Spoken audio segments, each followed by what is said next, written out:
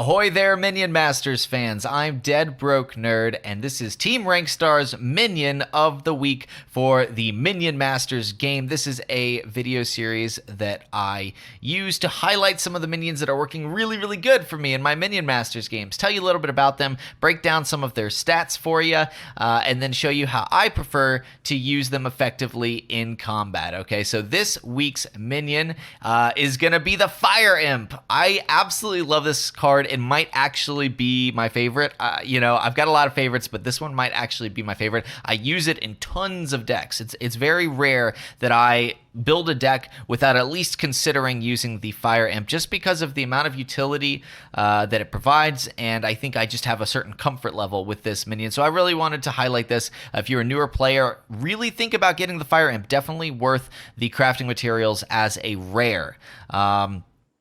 So let me tell you a little bit about the Fire Imp and its stats. It is a 4-cost Voidborn ranged minion, okay? So at 4 costs, it kind of is one of those, high impact cards.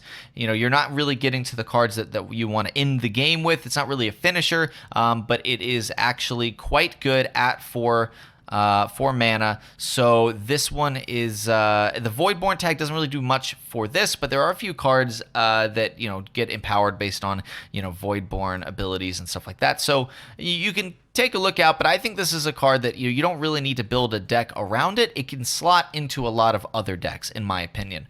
Let me talk about some of its stats. So its health pool is 130. I actually, when I was playing with it, it felt like its health pool was much smaller than that, partially because it's just one singular unit. But that said, it will survive against a Chain Lightning or a Cloud of Daggers. It won't survive against Fireball or anything better than Fireball. So don't expect this guy to survive the Beam of Doom. But it's a little more resilient than I think I initially gave it credit for. I'll tell you, the attack speed is a little bit slow, or rather, because it's a projectile, it takes a little bit of time for it to land.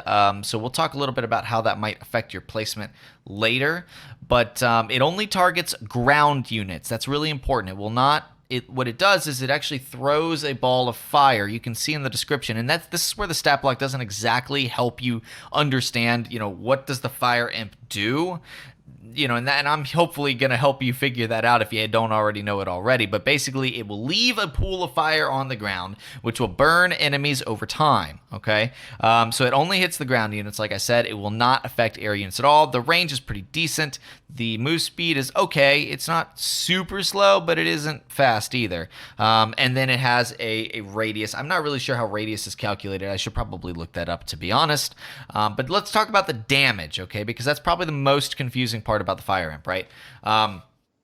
I did a little bit of amateur research where I was recording it throwing the fireball onto the enemy master. Okay, it did a total of 220 damage. The conclusion that I've drawn based on that is that the Fire Imp will do 20 damage on impact, and then it will do 50 damage per second inside that fire pool.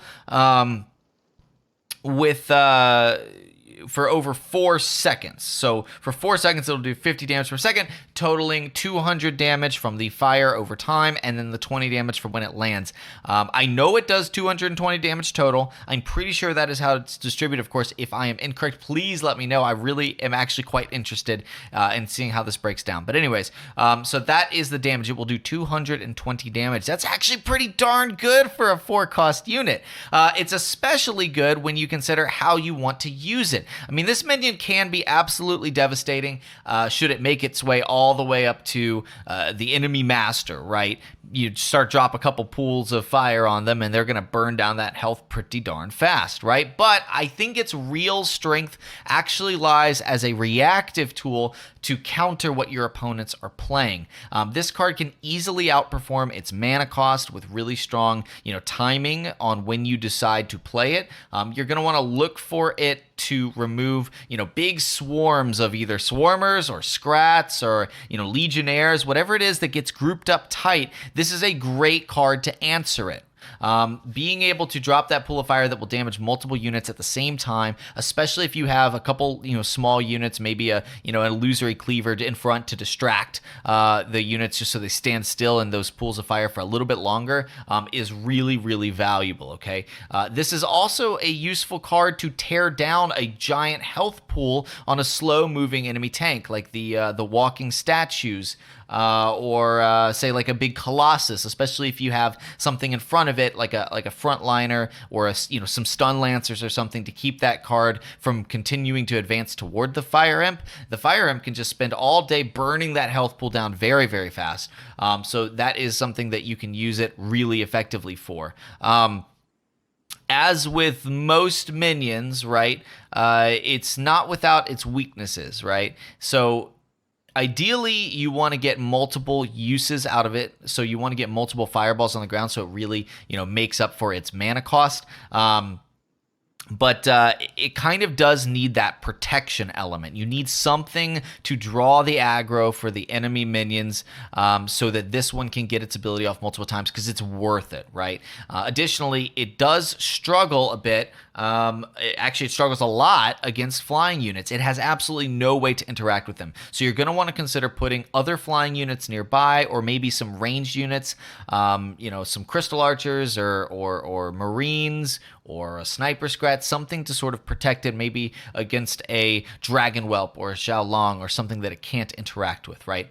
Additionally, I do find that longer range creatures like, your sniper scrats, your harbingers, things like that, do tend to really punish the fire imp, especially if it's played by itself, okay? So fire imp is it's medium range in terms of expense at 4 mana, but it kind of necessitates you already having something nearby to get that maximum value, which is a weakness, but it also plays really well with it. So it does synergize quite well with having that frontliner like a Scrat tank or something like that, okay? The best way I found to play it, unless you are, you have that really big powerful tank and you're trying to get this big push for the enemy lethal, or if you're in Mana Frenzy, in which case just play everything as fast as you can, right? Avoid playing Fire Imp to make a push, and instead wait for your opponent to make a push and commit mana to a big swarm or a really tall unit, and then punish that with the single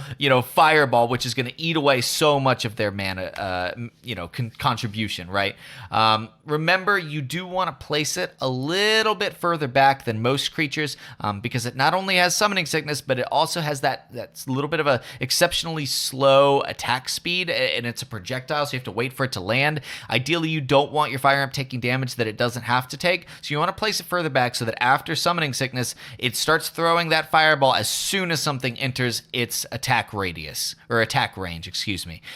So anyways, fire imp, guys, minion of the week. Thank you guys so much for watching. I hope you enjoyed it, and I hope you go out and try this little guy. He's quite a useful, powerful minion that I've just absolutely been loving recently. So until next time, have a great rest of your journey through Minion Masters.